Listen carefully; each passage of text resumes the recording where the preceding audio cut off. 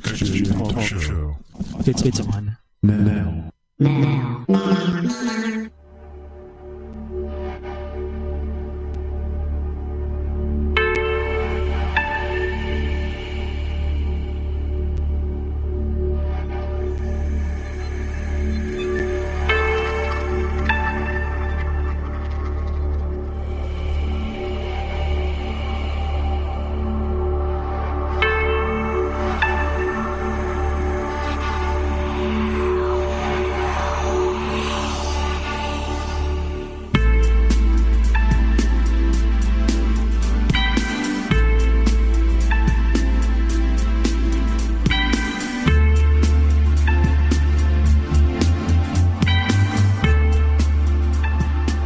Hey guys, thanks for joining the XJ Talk Show, brought to you by xjtalk.com.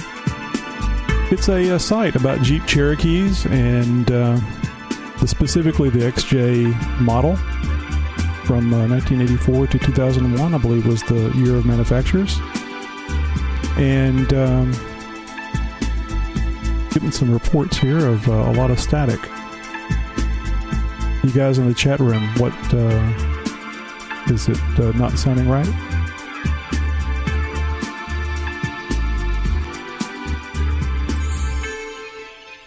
Anyone?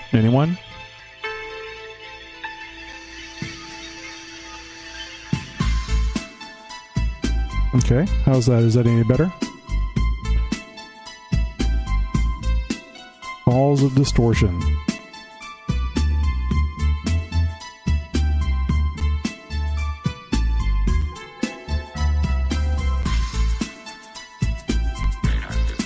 Okay, how about that? How's that sound? Is that any better?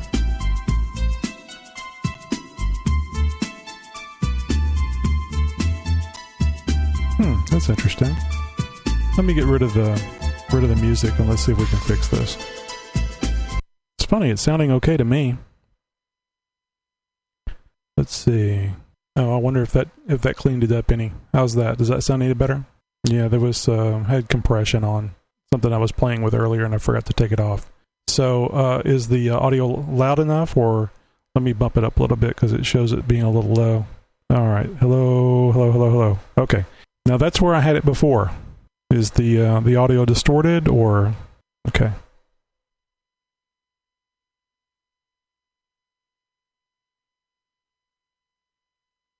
Okay. How is that? Is that any better?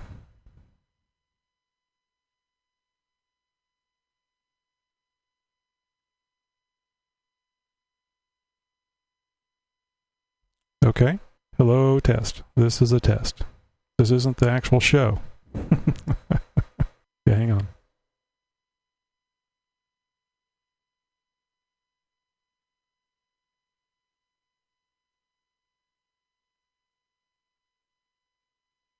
Okay, I'm working with about, I guess a total of about 70 knobs now.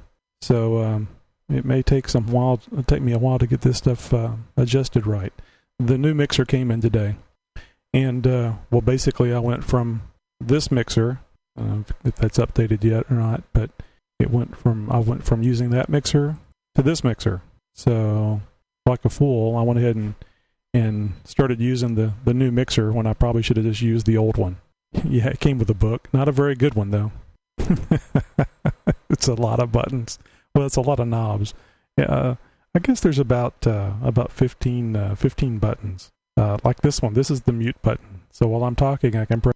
Okay, the sounds like the gain is a little too high. Okay, I dropped it off. How's that? Is it any better? Hello, test. This is a test. So the audio last week sounded better than this week. Is that what you're telling me? Well, that's a shame. I guess it's the new equipment. I just haven't figured out how to use it properly yet. Let me throw this back up here real quick.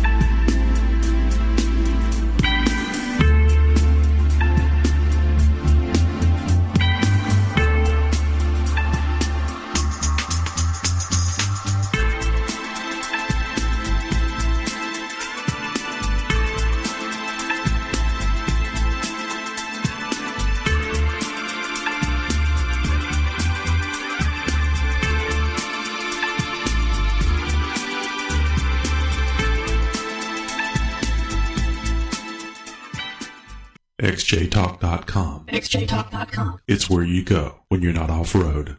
Okay, hopefully the audio sounded a little better. I'll try to get it all straightened out before the next show. Okay, so it says I'm seeing better. Low down just a little bit more, like that. Good. So audio sounds better now. Thanks. Let me play that again. xjtalk.com. xjtalk.com. It's where you go when you're not off-road. And here's another version of it. xjtalk.com. It's where you go when you're not off-road. Can you understand that last part on that one?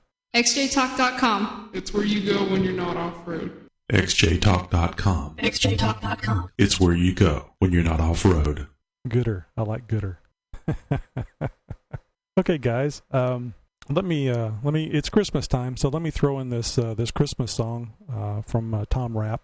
It's a song that he wrote and recorded, and I really enjoy it. And we're gonna play it.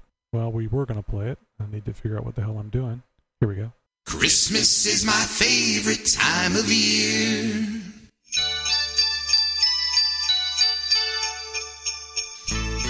Christmas is my favorite time of year. Everybody knows when it is near.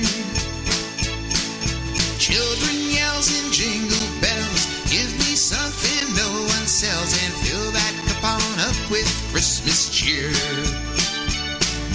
Christmas is the time to celebrate. Throw some more of that turkey on my plate.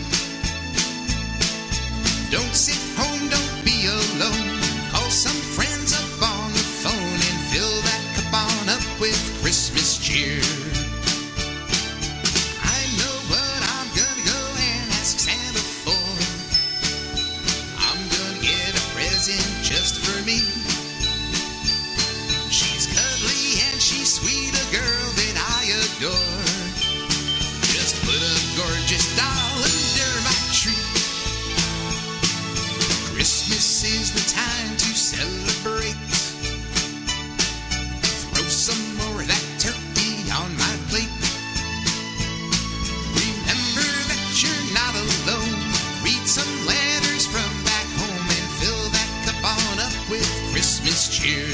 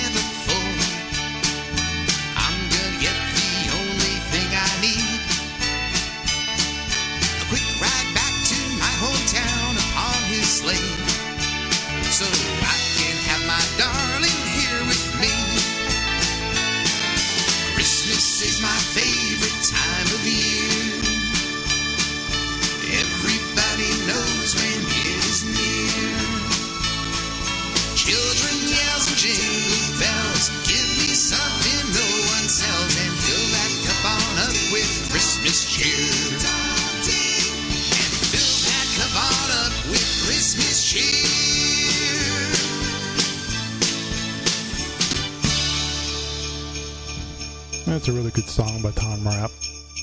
Let's go over to tomrappshow.com and download it for free.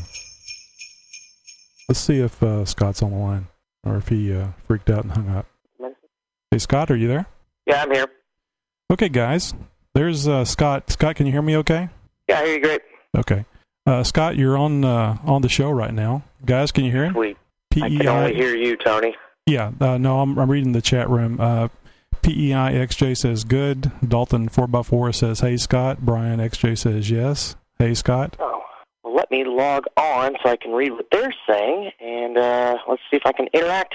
Yeah, remember, if you do get logged on, don't have the volume up, because there'll be quite a bit of a delay between what you hear from me and what you hear on the show.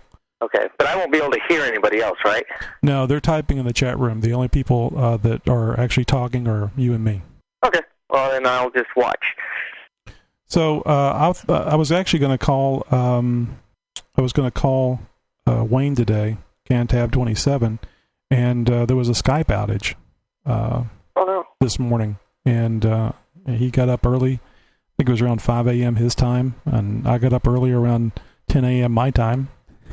And wow, that's early, huh? Yeah, and no Skype. Well, it is when you're off. So no Skype, no Wayne. So we're gonna try to do that later. But well, it's like Brian.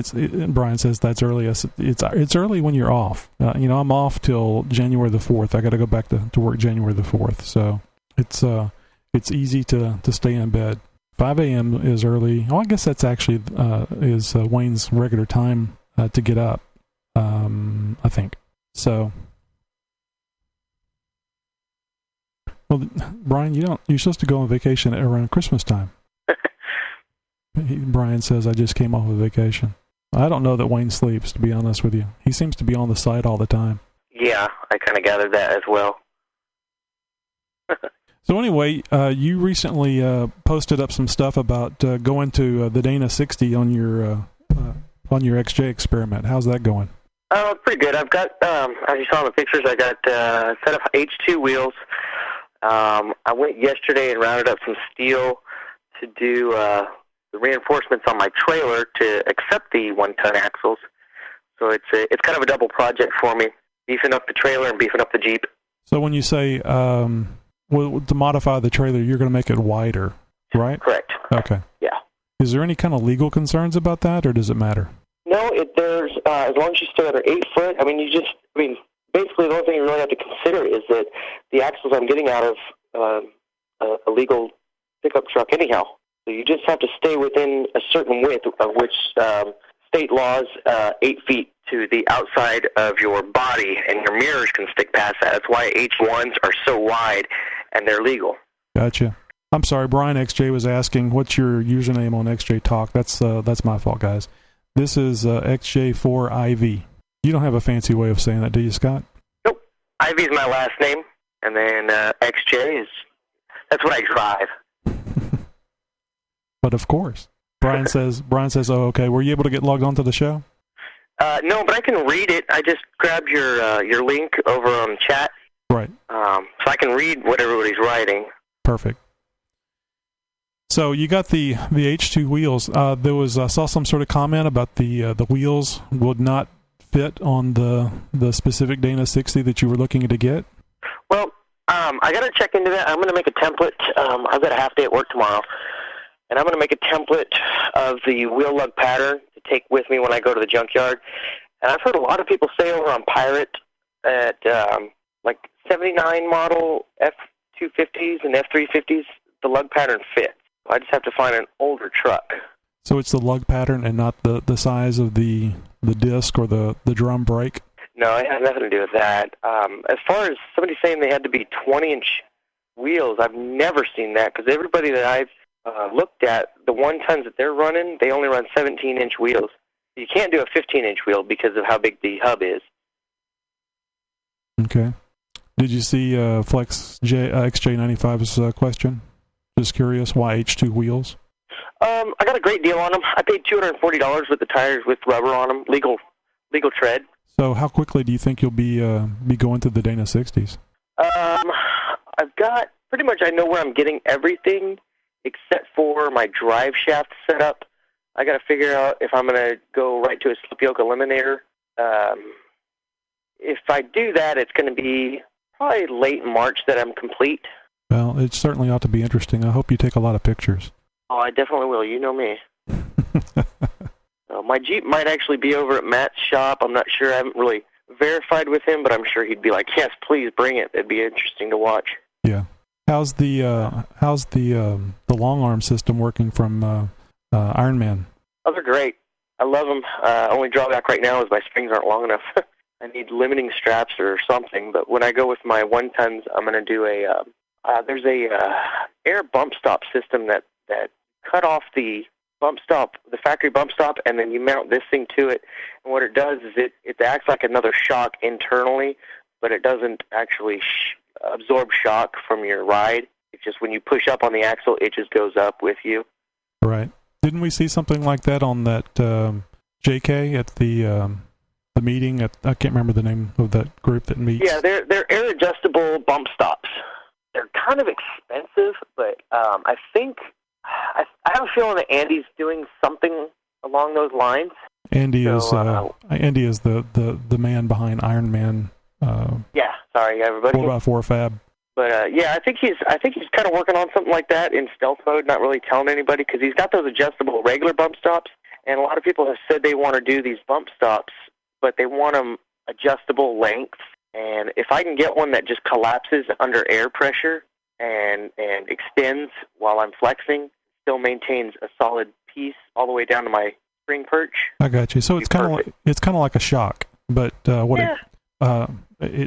doesn't really slow down the bouncing. It just, well, in your case, it would keep the spring on. Right. My spring would stay lined up where it's supposed to be. Well, it sounds pretty interesting. How's the wife handling all this?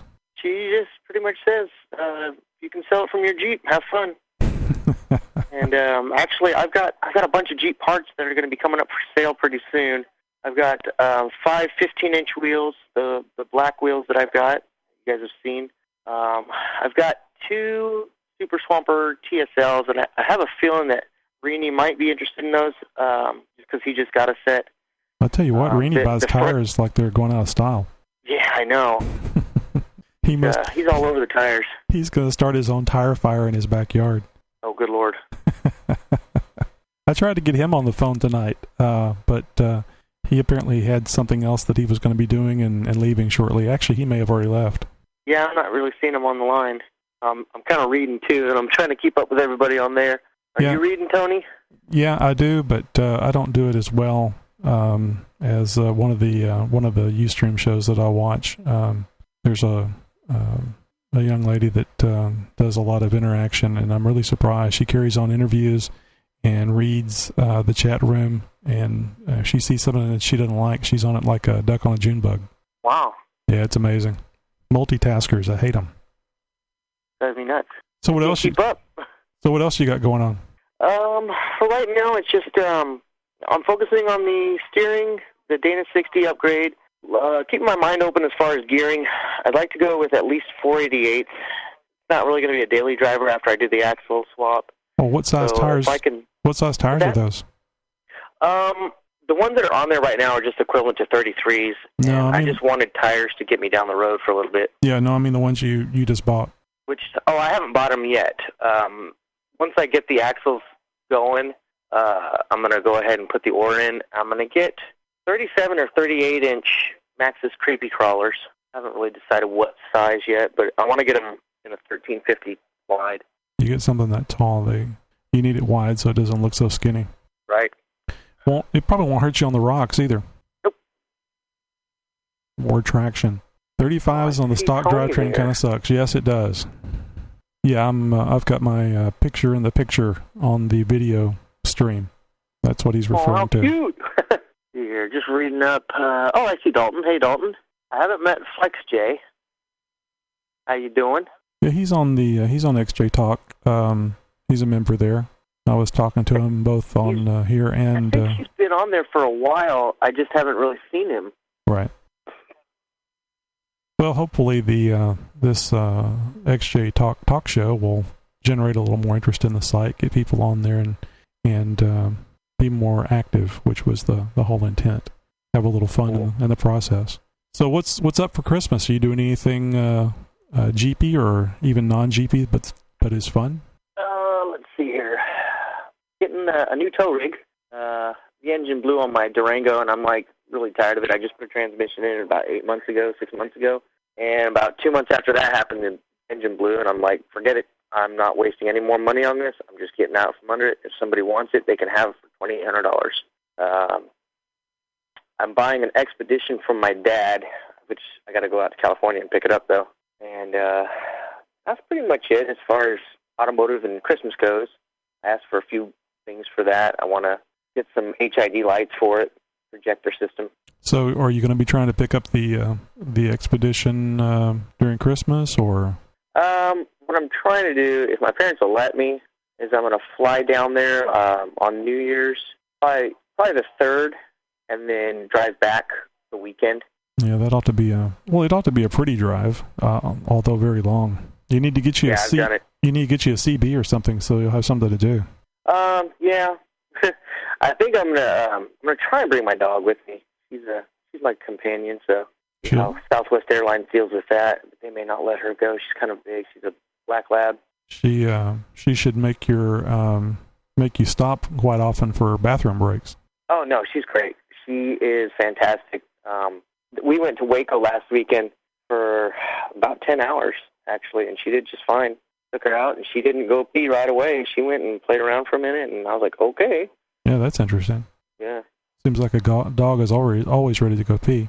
Yeah. PEIXJ says, I got a question for Yuz. I'm thinking of making my own cross member for the transfer case that is not as low than the stock ones. What would be good to use? If you've got the fabrication skills, Ironman Andy might have a template. I'm not sure. I know he'd sell the cross member. I know the cross member I got from him for my long arms. It's a lower profile than the factory one. It sits a little higher up in there, and it's a lot stronger than the factory one. But if not, I would just use 2x4 square tube and just drill out holes for your T-case mount. Now, I think Andy was telling me, again, Ironman 4x4 fab.com, Andy was telling me that the cross member that he was making to go along with his long arms, which is what you have, I guess what you have is technically the prototype. It incorporates a transfer case drop in it. Is that correct? I did notice it did drop down a little bit. The where the transfer case actually mounts to the cross member is flush with the bottom of the frame. So it did lower it about maybe half an inch, 3/4 of an inch, but not a whole lot. Well, the transfer case drop that I got with my my lift kit was 1 inch. I mean, all it is 1 inch rubber spacers. So it drops right. the cross member down an inch. So if that transfer case, if the transfer case is dropped 3/4 of an inch, then it's almost identical to the what I've got, but it has affords a little more protection than what mine did. I don't care for that drop because it's a cross member drop down an inch, so it can catch on more things. Yeah, to me, it's sad to say, but to me, lowering a transfer case, it puts a little bit stronger bind on your motor mounts, and It also kind of defeats the purpose of having a lift. Yeah, well, that's one of the reasons why I need to get a slip yoke eliminator kit so I can do away with that. That's actually what I'm focusing on when I do the 1-ton upgrades. Guys, if you guys are worried about driveline vibrations, cheapest way to get around it without having to drop your transfer case, go to 4-wheel parts. If you really wheel your Jeep like rocks and such, get steel 4-degree shims.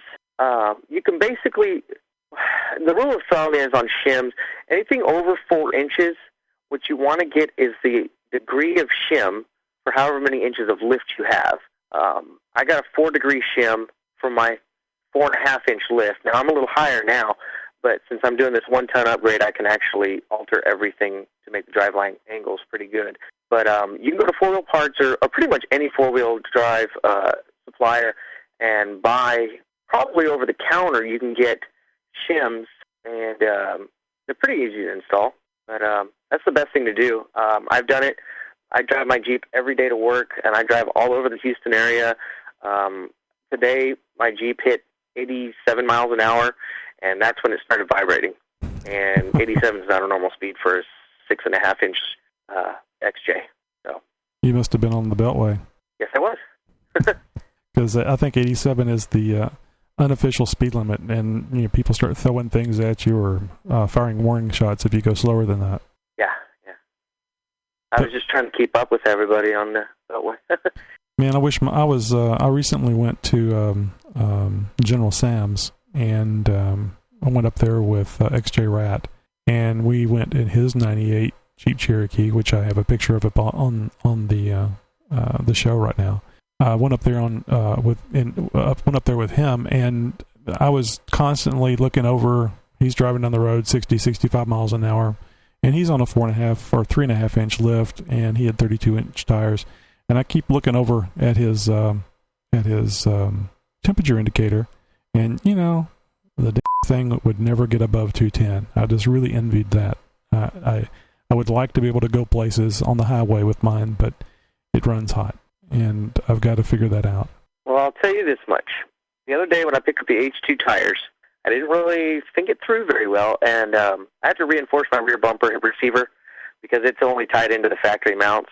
So I have a receiver on the front, and I put my hitch basket on the front, and I put 2 of the tires up there. I was down near Hobby Airport, which is about 40 miles from where I live, and I started heading back, and didn't really think about it. Hit the freeway, and boom, it started overheating. I was like, oh, duh. I've got 2 33-inch tires sit right in front of my radiator. And took them off. I put one more in the back seat and put one more on top and strapped it down. Headed back home and stayed on the highway for, another 27, almost 30 miles. And I never hit 210. Yeah, So, I wish my answer was that simple. I don't have any tires on the front of my radiator. I know, but you got those lights. But I'm telling you, I did notice a huge difference when I took out that mechanical fan. And literally all I did from when I had your problem to when it was resolved, I took out that mechanical fan and I popped in another electric fan that I got out of a Taurus. Now, I screwed up and got the wrong one. I got a later model Taurus. So it doesn't have near the CFM that everybody talks about with, get the Taurus one from this year. Part numbers, the middle part number is the same. It's the prefix and the suffix of the part number that are different. I'm not sure what they are for that specific Taurus that we're so sought after, but mine, like all day mine, back and forth on the Beltway, pushing 75, 80 miles an hour, it would stay just above the first line between 0 and 210. Right. Well, keep in mind, I know that it logically, and XJ Rat and I, Glenn, had the same conversation going up to Huntsville, the General Sam's. The lights, the bumper, the winch, all that stuff wasn't there when this problem first started happening. The problem first started happening after I put the lift kit on and the larger tires. That's when it would run hot on the freeway. And it's gotten better. Say this might be the factor. When your Jeep was sitting lower to the ground, it created more of a vacuum because you had lower ground clearance. Right. So it would be sucking air through the radiator, through the fan, and then back underneath your car. Right. And that was now the thing. Now that you're up higher, there's not quite as much of a vacuum. It's kind of like sucking through a straw, like a little stir straw, and then going to sucking through like a McDonald's straw. Right. How big the difference is. That was one of the thoughts as far as when Matt and I were talking on the chat on XJ Talk about. I was talking to him about putting an air dam or a baffle or something underneath there so that it would make it more. It would force the air to go through the radiator instead of around. That bumper has such a great approach angle on it. It made the whole Jeep very narrow on the front. So I don't know. I've tried everything that I can think of on the cooling system as far as changing out the radiator, the water pump, the high flow thermostat, etc. And it does exceedingly well at low speed. Crawling around, climbing stuff off road, does great. On the highway, it doesn't overheat, but it does run hot, and I just don't want to have that heat build up because I know it's going to get to me after a while. It's going to mess up the engine. It's going to mess up more than likely the transmission. So yeah. I just don't want to run the risk. Well, I see Big Jim 350's in there now. Where's he at? Where is he? What's up, Jim? Big Jim. CPI? Trapdog has joined us. Trapdog, you probably don't know. He's a friend of mine that wrote a great Christmas song, and we played that earlier. Oh. He wrote and played it, recorded it. Cool. Oh, there's Rugged One. Let's see. Hey, Jim. Dalton says, hey, Jim, y'all still heading up this way. Yeah, Jim, right. I was talking to Wayne the other night on Skype when it was working, and Wayne said Wayne told me that Big Jim and Rennie are planning a trip to New Zealand. Really? Yeah, that's what I said. I mean, I heard them thinking they were joking about it, but apparently Wayne's getting a room ready or something for him. Sweet. Yeah, Wayne told me, hey, anytime you're in town, I'm like, yeah, I'll just shoot on over in New Zealand. That's whenever you need some teleport capabilities. That would be a long drive. I couldn't wheel my Jeep in New Zealand because the price of parts out there is ridiculous. Oh boy, you're not kidding. Yeah, if I break a wheel bearing, it's $130 here at the most. It's probably $285 out there because they don't have anything there. Everything's got to be imported. Man, I just we don't realize what we got. Big Jim says, "Yep, gonna head over to New Zealand next November." Is Rennie going with you? Waiting for Jim to type. Get a rental there. Rent the Rubicon. Tell them you want a Rubicon mail truck, so it'll be left-hand drive. Yeah, it might be kind of hard to get a rental. What are you hoping to rent over there, Jim? I know it won't be a Jeep Cherokee. A Taurus. Not unless he rents it from Wayne. Land Cruiser. Oh, a Land Cruiser. That makes sense. I'd cruise that. I like Land Cruisers too, but I don't know. I've seen videos of what they're capable of, and it's like, but who drops $100,000 on a nice-looking vehicle and will take it through mud, 4 foot, 5 foot, 6 foot deep when there's no lift on it? I mean, it's understandable on an H1 because H1s look rugged. They look like they belong there. But a Land Cruiser, not so much. Right. Yeah, Land Cruisers, they all look like they're, here in the States, they cost more because they're imported. And you see a Land Cruiser or a Range Rover, it's like, ooh, money. That somebody just cruising around. That's something that would never be taken off road. That's like, a double Hummer. Yeah. Now, I have a video on VHS. I'll let you borrow it and see if you can find a way to get that transferred over to digital or whatever, that we can put it up on XJ Talk or YouTube or whatever. But it shows probably a 25-minute clip on how Land Rovers work off-road. They've got like a hill assist, ascension assist, and all this stuff, and basically it's like ABS for going down a muddy hill. Mm-hmm. And they said if you lock up the wheels going down a hill in the mud, it'll automatically start rolling the tires for you. You don't even have to do anything but steer. And I was pretty shocked by that. I actually watched them do it.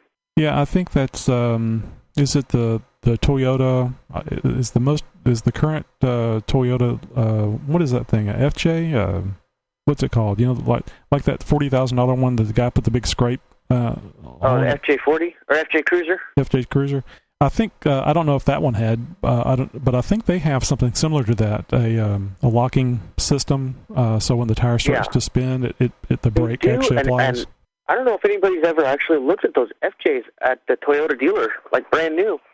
They got about 6 different major add-on components for those FJs. We're talking like front and rear lockers, like good lockers. They also have the computerized stability control for off-road. They have air ride suspension, just like the Range Rovers have, where it's totally adjustable. You can go high and low. Mm-hmm. And then they have one kit that's already, the FJ is already lifted, I think 3 inches with 35 or 36-inch tires under it. And I didn't realize there was so much on there. I thought it was like you get a 4x4 or you don't. Sounds like you can spend a bunch of money. Oh, yeah. There was one out there for $52,000. That's not as much as what I thought it would cost. Yeah, I was pretty shocked. But, I mean, it's kind of like Toyota. Toyota's been in the four-wheel drive industry for so long. They're kind of like, yeah, we dominate. We can do this. And nobody really questions it. It's kind of like a Honda and dependability. Right. People are like, oh, I know I can put $200,000-$300,000 on a Honda before it needs major work.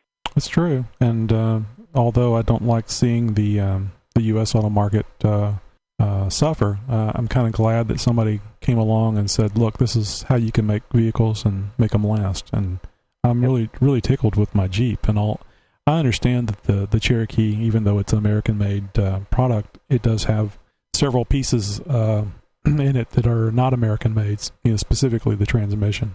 I did not know that. Yeah, is it made in Mexico? Well, I thought it was a maybe I'm mistaken on this. I thought the transmission, the AW4, is a Toyota design. Oh, I did not know that. I'm sure somebody on here will chime in and let us know. Guys, where's the AW4 from? I don't think it's a Jeep Chrysler product. I think they buy it from somebody. Brian at XJ had to go because he has to go work third shift. But I talked to him the other day on Skype. He says he loves it. Third shift? Third shift. No thanks. Graveyards.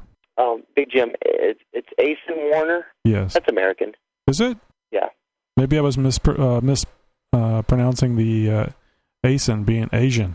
No, yeah, there's no N. It's just it's A-I-S-I, no, sorry, A-S-I-N, Warner. Yeah, I thought that was a Toyota, designed transmission. Because I had, my first 4x4 was a Samurai. Get this, guys, it was a mail truck lookalike. It was a hardtop, non-removable hardtop.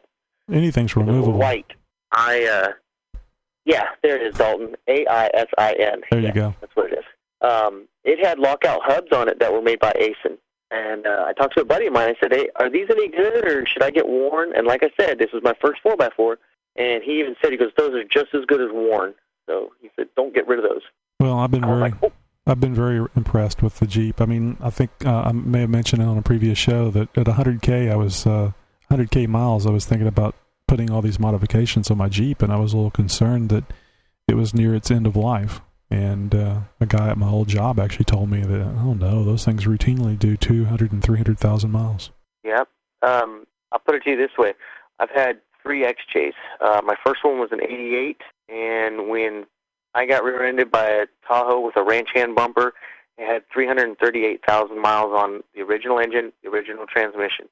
And my Jeep was the only car. There was 3 cars involved in the wreck.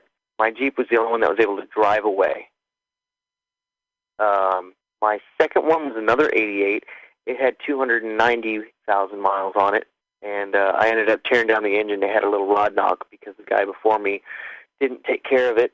I actually bought it for $600 knowing that it was needing some work. I ended up not finishing it and selling it for the same $600 I bought it for, so I was like, whatever. And then this one I've got the speedometer. I think the speedometer cable got caught up on the exhaust, and it hasn't worked in about 4 months. Right now it's showing 235,000 miles on it. So I should probably be around 200 and maybe almost 250. That's a lot of miles. They last a long time. And I know this, ever since I've got it, they've been rough, hard miles. Okay, I looked up something here on the Asen Warner. What did you call me? Yeah, exactly. Actually, it was a question. AW4 transmission. How do you pronounce that? A-I-S-N, Asen? I just say Asen, yeah. The Asen Warner AW4 transmission is an automatic shift 4-speed overdrive transmission used in the 1987 to 2001 Jeep XJ Cherokee and MJ Cherokee models. Skipping down a bit, the AW4 is predominantly found behind the AMC 4.0-liter 242 CI i6 engine. The AW4 was also used behind the AMC 2.5 4-cylinder. A similar transmission is used in some Toyota rear-wheel drive applications, known as the A340. So I don't know what similar means. I don't know if it means it looks alike, or it is, or if Toyota bought the transmission and was using, bought a similar model from Asen Warner. But anyway, I think that's probably where I got my my feel that it was a Toyota transmission. Maybe not. Don't know. Well, I know my Suzuki had those hubs, and I never really crawled under it to see what the transmission looked like. But I bet you I could fit it in my pocket. I know that much. And now I wouldn't mind getting another one of those soft top and just hacking it to pieces and enjoying a topless that I could, roll it down the road and then roll it down the rock. Well, I sure do like what Dan did. Yeah, I don't think you were there at the Sonic that time. We had a Jeep meet and greet here in Houston, and Rini works with a gentleman by the name of Dan, and Dan had a 2001. I've been out there a couple times. Okay. Dan had a 2001 XJ that he cut the top off of, and he showed up there one day, and that was almost enough, not for me to cut up my Jeep that I have now, but almost enough to make me want to get another one and do the same thing. Yeah, it looks beautiful. And he did it all with a little Harbor Freight bender and a little 140 amp welder. And it looks great. It looks great. It just, he took the time that it needed to do it right. And I said, hey, how much would it cost to do another one? I said, I got deep pockets. He said, not deep enough. I was like, okay. Yeah, I imagine there was quite a bit of little frustration doing all that. I mean, I would think that it would be a lot easier the second, third, fourth time, but yeah, I understand. Putting things together and getting them working is a frustrating, very frustrating thing. It's rewarding, but I understand not wanting to go down that path again.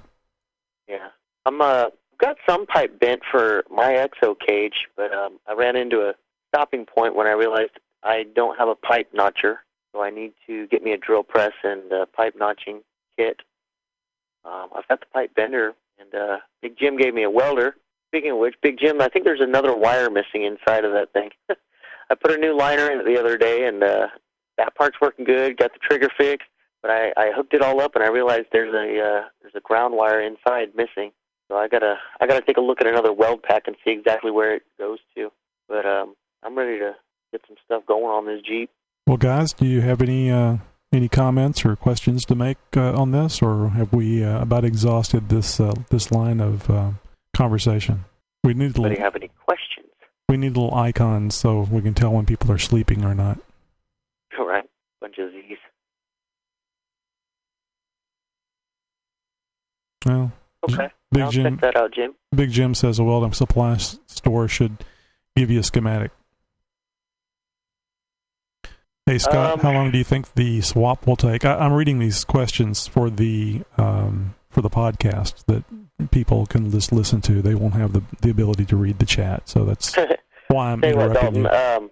Hard part's gathering the material, but once I have everything in a garage, if I'm not interrupted by a spouse or anything else, I think start to finish, just by myself, I could probably do the whole swap in a day. I work pretty diligent on these things, provided I don't run into any major mishaps. Now, I do know this. When I get my axles, I'm going to shave them down all the way bare, then take my measurements, and I'm going to tack weld all my brackets in place and take them down to a local place called Javier's Off-Road, and I'm going to have Dave out there weld everything up to the axle perfectly. But I'm going to, like I said, I'm going to tack everything because I want the degrees set up on my angles for my drive lines. But once that's done and all I have to do is unbolt the old axles and bolt in the new ones and everything, I could definitely do it in one day. I didn't even Hey, Wayne's here. Well, I need to update my list because I didn't see him. I was just getting ready to say, I don't think... Yeah, he is. Hey, Wayne. You know, Skype Howdy, is... Wayne. I'm sorry, Wayne is CanTab 27 from XJ Talk, and that's what he's logged on here under CanTab 27 on Ustream. And Wayne, the Skype is still down. I found out that they had an outage today, and apparently it's been an all-day thing. I get the feeling that a lot of people are off, and they're using Skype to call people, relatives across the country and perhaps in other countries. So anyway, we'll get that interview down. I was kind of hoping we would be able to get that and play it for this show, but yeah, pay the bills. Skype is free, Wayne. Dalton asked, it said not so bad, so for a regular non-Uber human, say about 2 days. The only issues I ever run into, which like pretty much every single time, so I never put a time frame. I never promise a time frame on doing major work. You're going to have a bolt that doesn't come out. You're going to have something that doesn't fit. I try to take those things into consideration. When I did my leaf springs with the new adjustable shackles, everything went perfect except for one thing. I broke a weld inside my rear leaf spring shackles, and that's a pain in the butt. Other than that, everything went in and out perfectly fine.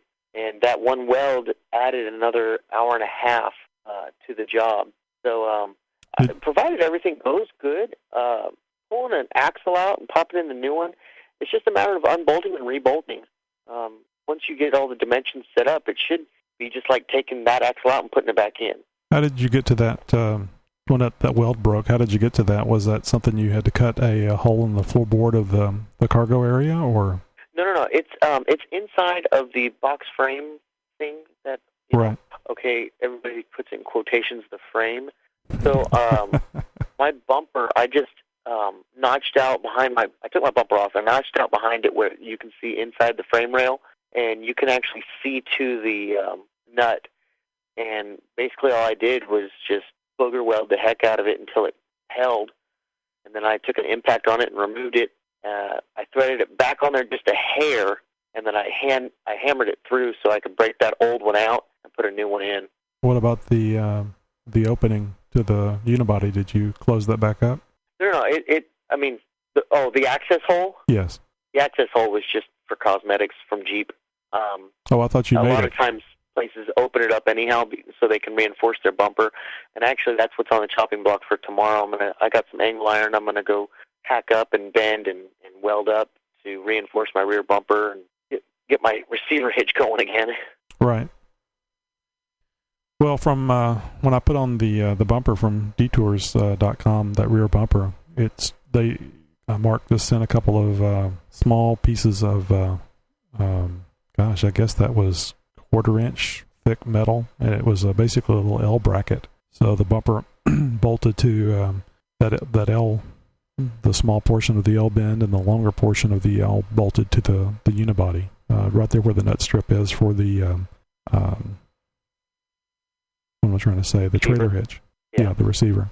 Now, I sold my receiver hitch a year and a half ago when my friend made this bumper for me, and I asked him, I said, is this bumper going to hold up pretty good? I got a trailer I'm going to tow around with the Jeep, but all I ever going to put on it is like camping gear and some tires. He said, yeah, that'll hold. Well, it held for a while, and I'm starting to notice some stress cracks from the mounts, and that's not good. I don't want to hurt it too much. I want to be able to at least pull my car hauler trailer with it empty just to move it around. So I just want to get it rocking. I can't remember if it's JCR, but somebody actually sells nut strips that you could actually probably attach to. I mean, you can make your own. It's not that big a deal, but that's what I'm doing with the angle iron. I'm just going to run the channel all the way down on the inside, and then another one on the outside, and just bolt through it. I'm going to tack weld the bolts on the inside part, and it's all that portion of it will be bolted to my bumper, so it's still removable. Well, anything that you can get parallel to the unibody is going to make it a lot stronger. Yeah. If nothing else, your unibody will fail before the bumper comes off. Yep. Well, Scott, we're getting towards the end of the show, and I got a couple of things I'm going to cover before the 4 minutes is up and the show ends. So I really want to thank you for being here tonight. You've been on the phone for 45 minutes and gave us a lot of great information, and it was good not to have a lot of dead air, because I didn't know what I was going to talk about. Was hoping to have that interview with Wayne. So hopefully you'll be available again. I think, like I said, I found it very interesting, and hopefully everybody else did, and found it had some useful information distributed to them. Cool. So thanks a lot, Scott. I'll tell you this much. Anytime you say Jeep, I got enough to say. Well, we all do. I'm still learning, but I've read quite a bit and seem to retain some of it. Scott, you guys, you and your family have a very Merry Christmas, and I'll be chatting with you on xjtalk.com. All right. Take it easy, Tony, and you guys have fun out there wherever you are. Merry Christmas. Merry Christmas. Okay, guys. I want to throw in, we maybe run a little over here, but we played Tom Rapp's song earlier, Trapdog, here in the chat room. We played his song earlier, but it's Christmas, so I think we ought to, have at least one more playing of that. So let's try this. Let's try the sound levels check again for this music. You guys let me know how it sounds. Christmas is my favorite time of year.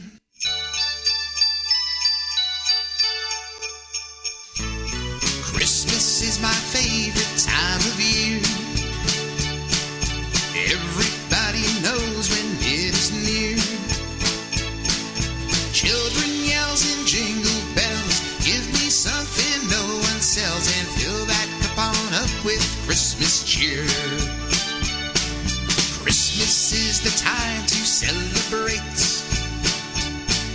Throw some more of that turkey on my plate. Don't sit home, don't be alone. Call some friends up on the phone and fill that cup on up with Christmas cheer.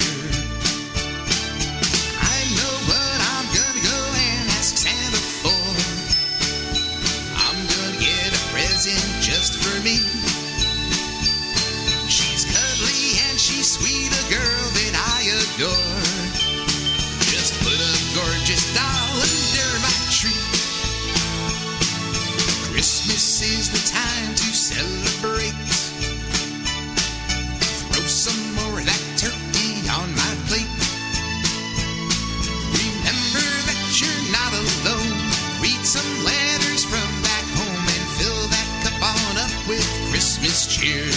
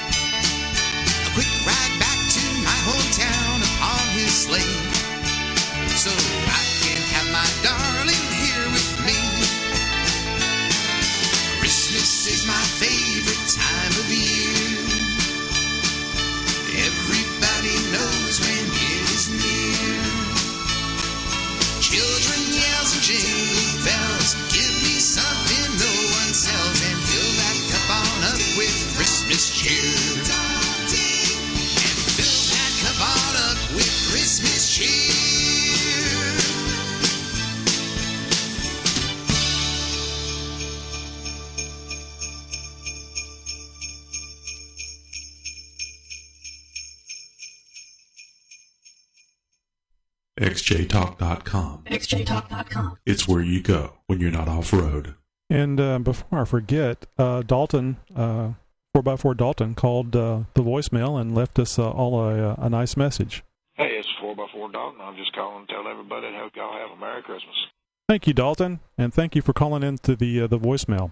We're a little over, and I just want to tell everybody, of course, Christmas is the next big thing that's going to be happening, and want to wish everybody a very Merry Christmas. I'm very happy that you guys could make it to the show, and sorry about the sound levels. As I said earlier in the show, I probably should have waited on using the new equipment, seeing as how the show was tonight. I mean, the equipment was literally delivered about 2 o'clock in the afternoon. The dog was barking. I didn't expect it to be here till tomorrow. And being the big kid that I am, I had to go and take it out of the box and start installing all of it. And, of course, it's completely different. And, as I showed earlier, here's the one I was using before. Not as many knobs, not as many things to mess up. And this is the one that I installed today and the one I'm using right now. So it sounds good to me when I was recording it locally, but I really had no way of testing it on Ustream. Yeah, toys. Yeah, it's it's a lot of fun. I've got a bunch of cables coming in because I got the telephone hooked up today, so we could talk to Scott on the phone. I've got some more cables coming in so that I can have Skype hooked up. And I should be able to have calls from people from Skype. I should be able to have calls from people on the landline, and also to be able to call people on their cell phones. So we might actually be able to get some conversations, or at least some interviews of people on site, maybe at events, like similar to what I was at General Sam's. Anyway, we're about 3 minutes over. Thank you very much. If you're not a member of xjtalk.com, please think about joining. We have conversations like what we had today, and it's a variety of subjects, not just about Jeeps. That's just our primary focus. It's xjtalk.com, and membership is free. We've got about 1,500 people that have joined the site so far, and I have a lot of fun on the site.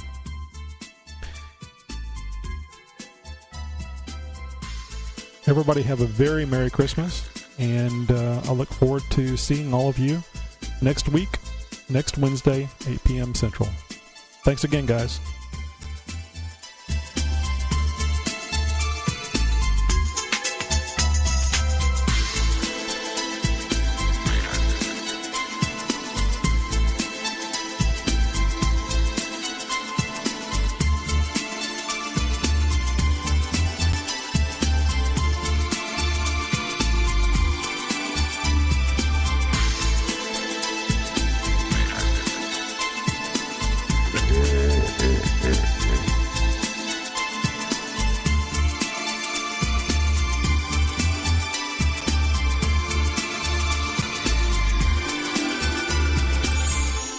XJtalk.com. It's where you go when you're not off-road.